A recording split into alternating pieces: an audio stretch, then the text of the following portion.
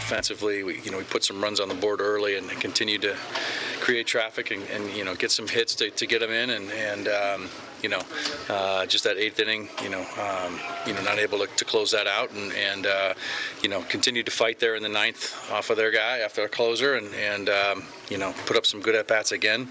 But again, just weren't able to get it, and it's a tough one to take. Get back home and regroup tomorrow, and get ourselves on a roll and get going. All right, welcome back to the Ultimate Seattle Sports Show. Mariners manager Dan Wilson talking with the media after a frustrating loss on Sunday. Our good friend Dave Softy Muller from 93.3 KGR Sports Radio on X yesterday used words like embarrassing and brutal to describe the loss. They lose 4 out of 6 on the road trip. Dave, let's just start with a generic overlook of this team right now. The team 42-43. I mentioned they lost 4 of 6 on the road. What are we thinking right now? Well, I'm thinking, first of all, I got to watch my language because my mom is on social media now, so that's why I'm using words like embarrassment and not words that are worse than that, number one. So I just wanted to throw that out there. Number two, guys, for me right now, honestly, it just feels like they have no plan.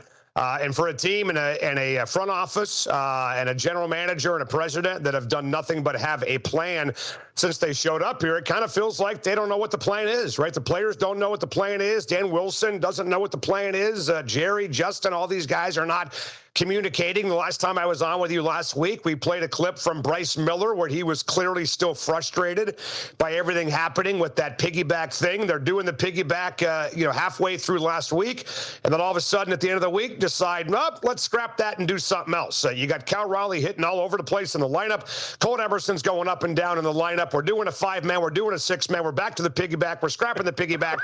Guys, at some point we got to pick a plan here, right? It just feels like we don't know what the plan is, that there's too many cooks in the kitchen, there's too many hands in the cookie jar, and everything right now is a big, gigantic mess. So they got to settle this thing down, get that guy right there, number 29, Cal Raleigh, that we just saw on the screen, back on track and settle this whole thing down because everybody seems to be totally out of whack right now, including the relationship between the clubhouse and the upper management. Including the media and the fans as well, too.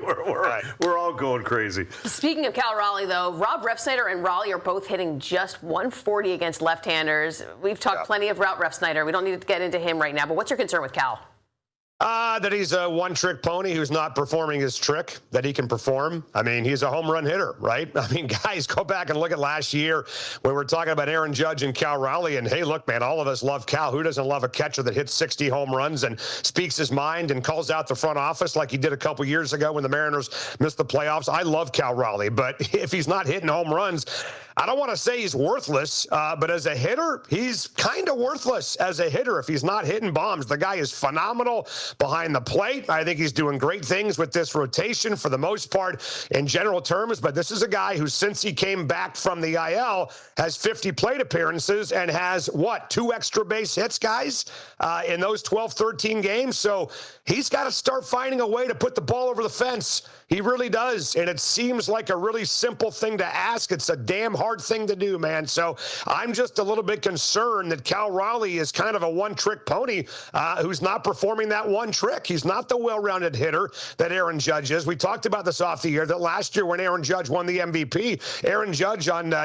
his batting average on balls in play, which takes away strikeouts and it takes away home runs, was 376. Cal Raleigh was at 248. If he's not hitting home runs, he's not producing for the baseball team. So he's got to figure out how to start bopping the ball over the fence, and now. All right, one thing is clear. This team, this organization has pitching. They have 6 starters. They have a couple in Arkansas. We have pitching. Yeah. We need hitting. We just had the stat up in the segment before, hitting against left-handers, the worst in all of baseball. Dave, if this team is going to make a run, it's not when they have to make a trade, don't they? Well, they got to get somebody else in there besides Ref Snyder, right? I mean, God bless Rob Ref Snyder. He's doing the best he can, I think, right? I don't think he's going up there loafing, for crying out loud. But for all we know, guys, and we talked about this on the radio show on Friday, when Rob Ref Snyder gets the call to start or pinch hit by Dan Wilson, he might have the same question we have. He's like, really? Are you sure you want me to play with the way I'm swinging the bat right now? So he might be lacking in the confidence category a little bit, but I find it really hard to believe that they can't go out and find a platoon player who can hit lefties better than Rob Ref Snyder can. There's got to be somebody out there, either at the major league level, in the minor leagues. The guy they got yesterday, this Kennedy kid from the Giants, who knows if he's the answer or not? Likely not. He's a AAA player. We'll see if he even gets a shot at the major league level. But they've got to find a way to strengthen that option, because if you don't have anybody in the lineup who can hit lefties consistently, you better damn well have somebody on the bench who can at least come in a close game and deliver a clutch hit. And right now, the Mariners don't have that. It's not even close. Yeah, Softy, it kind of seems like the Mariners and Dan Wilson specifically are damned if they do, damned if they don't with the piggyback situation. They opted to not go with it this week, and Luis Castillo looked really good. What do you think needs to happen, or just what are your thoughts on the situation? My thoughts are I want to bang my head against this wall. I mean, my thoughts are this is exactly what we've been talking about now for 2 months. I mean, guys, you know where I stand on this. I think this is Mickey Mouse baseball with this piggyback thing. I hate it. And maybe it's the old guy in me. Maybe I'm just turning into an old boob. Maybe I'm letting guys like Bill Kruger rub off on me a little bit too much. But I think it's chintzy. It's rinky-dink. It's, everything you can imagine about, anything that just comes across as silly is ridiculous. I mean, look, this team does not need help for the most part in their rotation. The best thing they do is pitch with George Kirby, Emerson Hancock, Bryce Miller, Logan Gilbert, Brian Wu. The last thing these guys should have done, in my opinion, is messed with that chemistry. And I think they've messed with the entire chemistry of this pitching staff, not just the rotation, but also the bullpen. So I'm just going to be on repeat here, guys, and I'll say the same stuff that I've been saying over and over and over and over and over and over again. Get rid of the stupid piggyback. Go back to a 5-man rotation.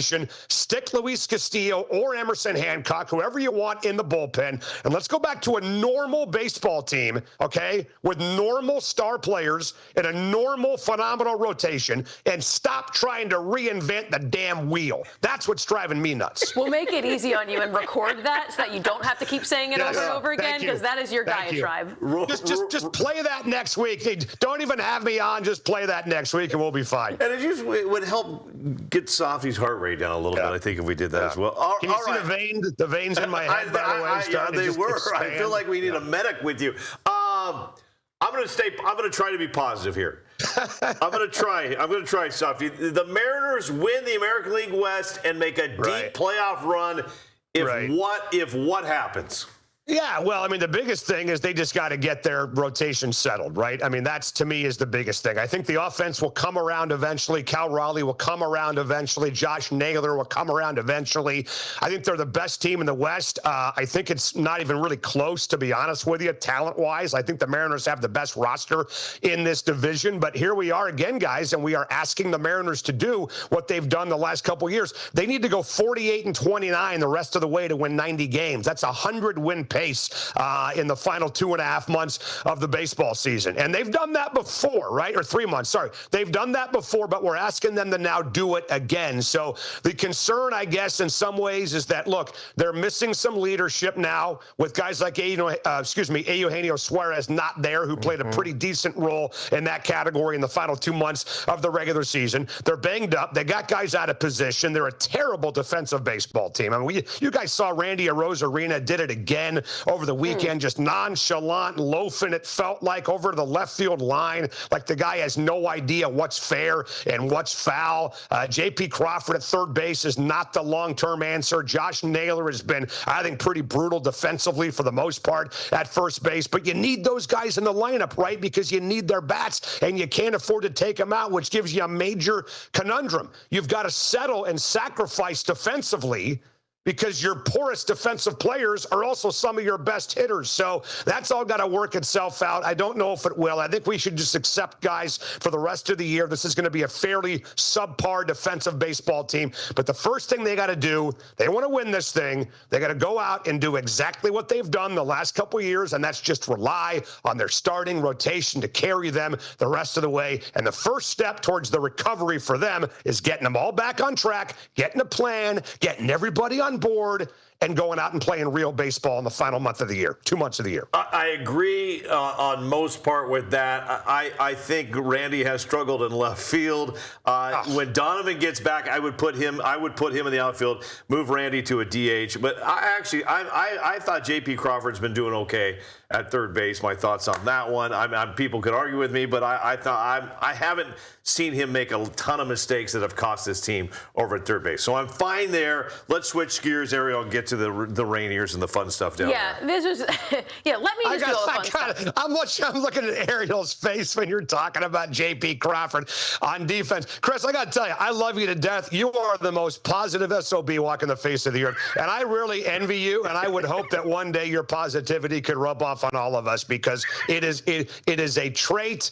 Don't ever stop. Don't ever give it up. You are the most positive person walking the face of the earth, man. Unbelievable. Which is why he needs the two of us there, because I keep things just like level, That's why real. we're good together, and Softy, you're just off on the other end. I Just Mr. Negative, right? I wasn't positive when I was throwing up in Westport on Friday, but that's another story. Yeah. Were you watching the Mariners, or were you seasick? I was just seasick. All right, lastly, let's just a fun thing here. The Tacoma Rainiers had a brawl on Friday. Patrick Wisdom got hit twice. Did you see this, first of all? And then, the next day, he went yard 3 times.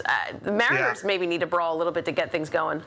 I did, and I was actually at the Rainiers game yesterday. While Egan was puking in Westport, I was at the Rainiers game with some buddies at Cheney Stadium. You guys know how much I love that stadium. Chris, I know you're a big fan as well. They are phenomenal at what they do, but I just missed the brawl by 2 games. God, I would have loved to have been there on Friday night to see that. I mean, they're throwing that is slugs. awesome. I mean, that is like WWE, man, WWF, the whole thing. That's mid-1970s. Nobody gives a damn. People running in from the bullpen, fans jumping out of the crowd, mass hysteria, cats and dogs living together. I love it. And you're exactly right, Ariel. I think the Mariners may need something like that. Was it a couple years ago, the Angel game, when, God, who was it? Winker, Jesse Winker. Remember him? I think he got plunked by somebody. It may have been the Angel game, but my brain may be just misfiring here. You're right. It was Angels. Yeah. And it kind of felt like the team kind of took off a little bit maybe from there. That was kind of, the jump start for the team to get going. So I think he hit the nail on the head. And by the way, how about this for coincidence? Guess who they're playing this week? The freaking Angels. Here come the Angels. Last place fodder. Let's just plunk somebody and let's get this thing on. Let's get a big Donnybrook and a fight and a rhubarb going, and let's get this team back on track. You're exactly right, Ariel. Sock somebody right in the nose. That's right. I mean, right in the throat. We almost saw it, though, this weekend, because Josh Naylor was by his ex-teammate, was like, he yelled at him saying, "No one likes you. Literally nobody likes you." Right. And I thought maybe we were close to getting a little bit of something. The state of the season, you two, it's come down to you two saying that this team has to fight for us to get back on track. 100%. Yeah, I mean, absolutely, because it brings unity, right? I mean, if anybody has ever played sports or competed with, the team sport, I mean, look, every now and then there's going to be a little clique in the locker room or the clubhouse, or maybe you got this guy, didn't like that guy. Nothing to bring a team together like a fight. Nothing to bring a team together like a brawl with the opposing team. It's why we're all right now rooting for the US of A and the World Cup. Doesn't matter if we're Timbers fans or Sounder fans. Doesn't matter if we hate each other Monday through Friday. But on the weekend, when the US is playing, we can all come together as a country. And that's what this team needs, man, to come together as a team, go fight somebody, and let's get back on track. Nothing galvanizes more than a fight. And Softy firing us up on a Monday like he always does.